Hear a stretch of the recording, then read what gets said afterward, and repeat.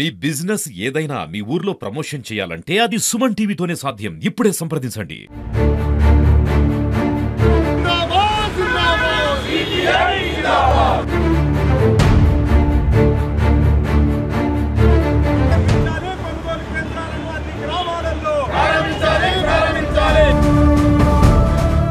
గత మొన్ననే మెంతో తుఫాన్ రావడం వల్ల రైతాంగ తీవ్ర నష్టం జరిగింది. అదేవిధంగా ఇప్పటికీ ఐకేప్ కేంద్రాల ద్వారా వరిని ధాన్యాన్ని కొనుగోలు చేయాలని డిమాండ్ ఉన్నా తేమ శాతం ఎక్కువ ఉన్నాయని 20% 30% ఉన్నా అని చెప్పి వరి ధాన్యాన్ని కొనుగోలు చేయడంలో అధికారుల నిర్లక్ష్యం కొనసాగుతూ ఉన్నది. దాన్ని వెంటనే 20% ఉన్నా తప్పకుండా ఈ రైతాంగాన్ని దృష్టిలో పెట్టుకుని రైతాంగ తీవ్ర నష్టపోయింది. తప్పకుండా అధికారులు వెంటనే 20% ఉన్నా కట్టుబడి లేకుండా టైం అనేది లేకుండా తప్పకుండా వారిని ధాన్యాన్ని కొనుగోలు చేయాలని, అదేవిధంగా ఈ జిల్లాలో రైస్ మిల్లర్లు దాదాపు 54 కొనసాగుతూ ఉన్నాయి. గత సంవత్సరం ఐకేప్ సెంటర్ ద్వారా కొనుగోలు చేసి దాదాపు 20 నుంచి 30 లక్షల క్వింటాల ధాన్యాన్ని రైస్ మిల్లర్ ద్వారా ఇవాళ అధికారులు కొనుగోలు చేయడం జరిగింది. కానీ సిఎంఆర్ ద్వారా లెవీ ద్వారా దాదాపు 67 క్వింటాకు 67 కిలోలు అధికారులకు ఇవ్వాలి,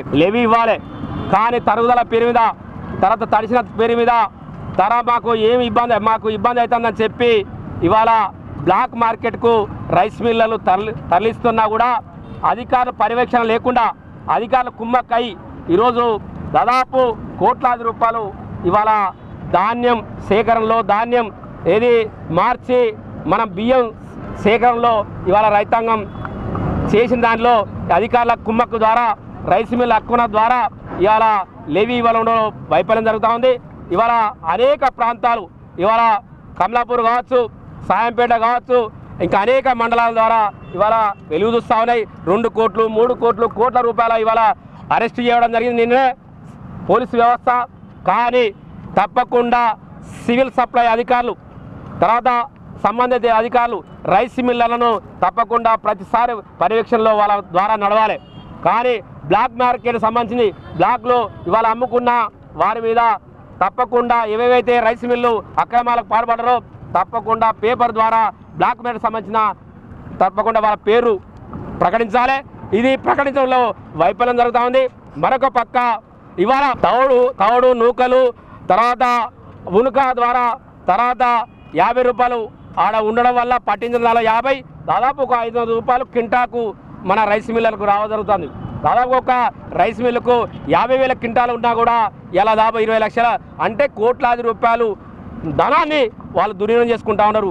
కానీ ఇటు పక్క పంటి రైతాంగం అటు పక్క పంటి ప్రజలు అది అక్క పక్క పంటి ప్రభుత్వం తీవ్రంగా నష్టపోతూ ఉన్నది. తప్పకుండా అక్రమాలకు పాల్పడ్డ రైస్ మిల్ల మీద మేము చర్య తీసుకోవాలని సిపిఐ జిల్లా సమితి వైపున మేము డిమాండ్ చేస్తా ఉన్నాం. వర్షాకాలం సీజన్ సంబంధించి వరి పంట కొనుగోలు ప్రభుత్వం ఆధ్వర్యంలో ప్రారంభమైంది.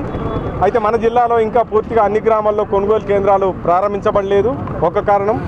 రెండవది, ప్రారంభించిన దగ్గర తరుగు పేరుతో క్వింటాలకు 10 కిలోల దాకా రైతుల దగ్గర అదనంగా ధాన్యాన్ని దోచుకుంటున్నటువంటి పరిస్థితి ఉంది. ఇప్పటికీ ట్రాన్స్పోర్టేషన్ సమస్య ఉంది, గన్ని బ్యాగుల సమస్య ఉంది. ఈ సమస్యలన్నింటినీ పరిష్కరించాలని ఒక డిమాండు. రెండవది, రైస్ మిల్లు యాజమాన్యాలు ప్రభుత్వం కొనుగోలు చేసి స్టాక్ పెడుతున్నటువంటి అవకాశాన్ని ఆసరా చేసుకొని ఆ ధాన్యాన్ని దుర్వినియోగానికి పాల్పడుతూ వ్యక్తిగతంగా అమ్ముకుంటూ లక్షల కోట్ల రూపాయల లాభాన్ని గడిస్తున్నాయి. తద్వారా సిఎంఆర్ పెట్టడంలో అంటే ప్రభుత్వానికి లెవీ చెల్లించడంలో రైస్ మిల్లు యాజమాన్యాలు అలసత్వం వహిస్తున్నాయి.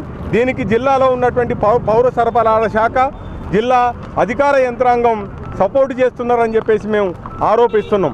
వీళ్ళ మద్దతు కనుక అధికార యంత్రాంగం మద్దతు కనుక లేకపోయినట్టయితే జిల్లాలో రైస్ మిల్లులు అక్రమాలకు పాల్పడడానికే అవకాశం లేదు.